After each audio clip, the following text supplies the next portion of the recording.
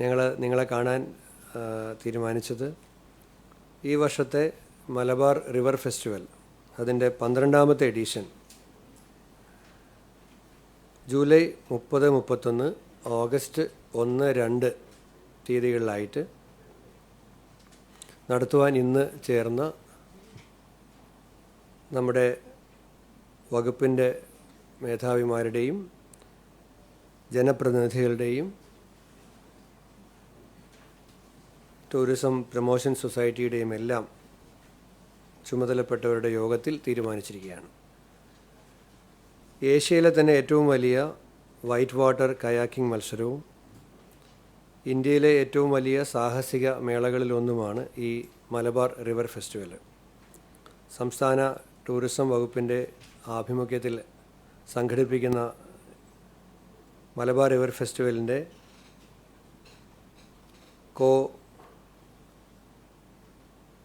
സംഘാടകരായിട്ടുള്ളവർ നമ്മുടെ adventure tourism promotion സൊസൈറ്റിയും DTPC കോഴിക്കോടുമാണ്. കളക്ടർ ചെയർമാനായിട്ടുള്ള ഒരു സംഘാടക സമിതിയും അതിനകത്ത് പഞ്ചായത്ത് തലത്തിലുള്ള ജനപ്രതിനിധികളും MP, MLA മാരെല്ലാം ഉൾക്കൊള്ളുന്നതാണ്. അതിൻ്റെ യോഗം 1-ാം തീയതി ഇതിൻ്റെ സംഘാടനത്തിന് വേണ്ടിയിട്ട് നടത്തുവാൻ വേണ്ടി തീരുമാനിച്ചിട്ടുണ്ട്. കോഴിക്കോട് ജില്ലയിലെ ചാലിപ്പുഴയും ഇരുവഞ്ഞിപ്പുഴയുമാണ് ഇതിൻ്റെ വേദികൾ.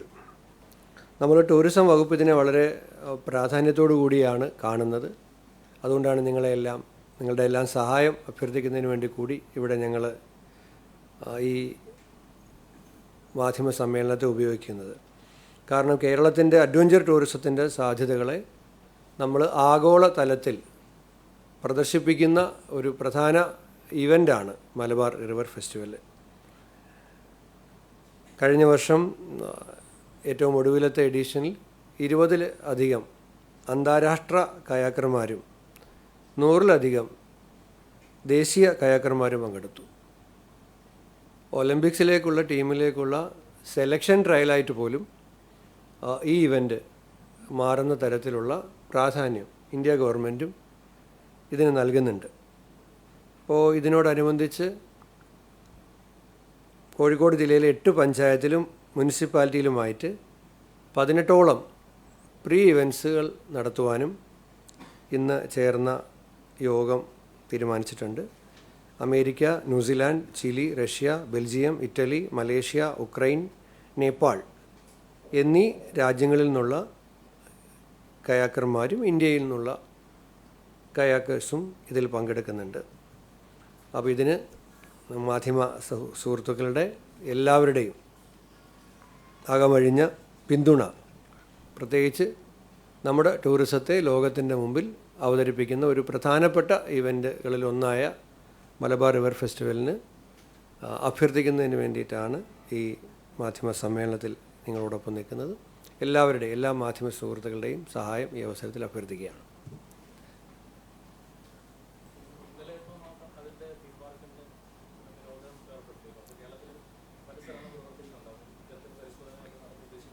ഒന്നാമത് ടൂറിസം വകുപ്പിന് നിരോധിക്കാൻ കഴിയുന്ന ഒരു കാര്യമല്ല അത്.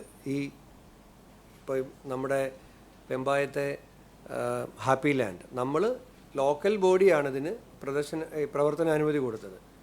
ആ വകുപ്പ് വഴിയും ജില്ലാ ഭരണകൂടം വഴിയും ആ ലോക്കൽ ബോഡിയോട് ഇതിന് നൽകിയിരിക്കുന്ന പ്രവർത്തനാനുമതി അത് താൽക്കാലികമായി റദ്ദ് ചെയ്ത് മതിയായ സുരക്ഷാ പരിശോധനകൾ നടത്തി അവർക്ക് തൃപ്തി ഉണ്ടെങ്കിൽ മാത്രം തുടർന്ന് പ്രവർത്തിക്കാൻ അനുവാദം കൊടുക്കണം. അത് പറയാൻ കാരണം ഇതിന് തെരഞ്ഞെടുപ്പിൻ്റെ സമയത്ത് 2 മാസം മുമ്പ് അവിടെ അപകടമുണ്ടായി ഒരു കുട്ടി മരണപ്പെട്ടതാണ്.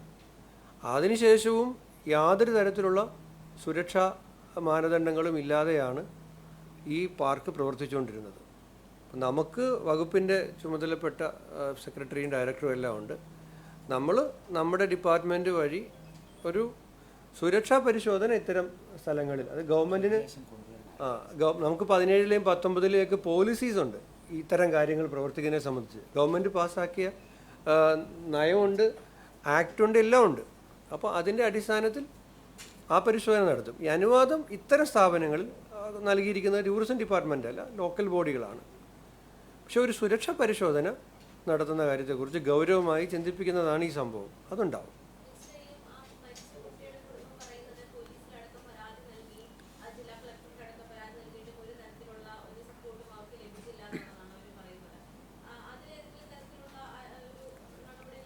തീർച്ചയായും അവരുടെ ഭാഗത്തു നിന്നും അങ്ങനെ ഒരു പരാതി ഉണ്ടെങ്കിൽ അത് നമ്മൾ ഗൗരവമായിട്ട് പരിശോധിക്കും.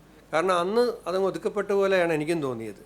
കാരണം നമ്മൾ ഒന്നാമത് എനിക്കൊന്ന് തെരഞ്ഞെടുപ്പ് സമയമാണ്, എല്ലാവരും മാധ്യമങ്ങളും എല്ലാം ഒരു തെരഞ്ഞെടുപ്പിൻ്റെ വലിയ ശ്രദ്ധയിലായതുകൊണ്ടാണ് അങ്ങനെ ഒരു അപകടം ഉണ്ടായി, മരണം സംഭവിച്ചിട്ട് പോലും അത് ആ ഗൗരവത്തിൽ ശ്രദ്ധിക്കപ്പെടാതെ പോയത്. തീർച്ചയായും അവർക്ക് അങ്ങനെ ഒരു പരാതി ഉണ്ടെങ്കിൽ അത് സംബന്ധിച്ച് പോലീസിനും മറ്റ് അതോറിറ്റീസിനും നിർദ്ദേശം കൊടുക്കും. ഇല്ല, അവരുടെ പരാതി കിട്ടുമ്പോൾ അത് എല്ലാ കാര്യങ്ങളും പരിശോധിക്കും. എന്നിട്ട് അവർക്ക് നീതി കിട്ടുന്നതിന് ആവശ്യമായ കാര്യങ്ങൾ ഗവൺമെൻറ്റിൽ നിന്ന് ചെയ്യും.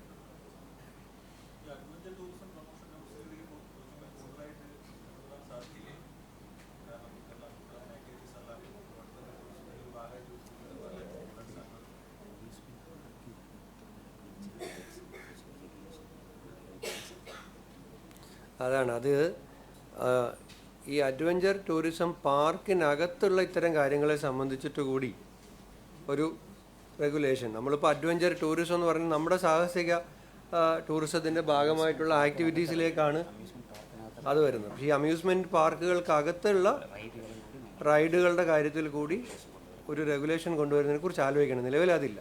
നമ്മളിപ്പം നമ്മുടെ അഡ്വഞ്ചർ ടൂറിസത്തിൻ്റെ ആക്ടിവിറ്റീസ് നടക്കുന്ന സ്ഥലങ്ങളിലാണ് നമ്മുടെ ഇടപെടാനുള്ള കാര്യം. അത് ആലോചിക്കാം, ശരിക്കും ആലോചിക്കേണ്ടതാണ്.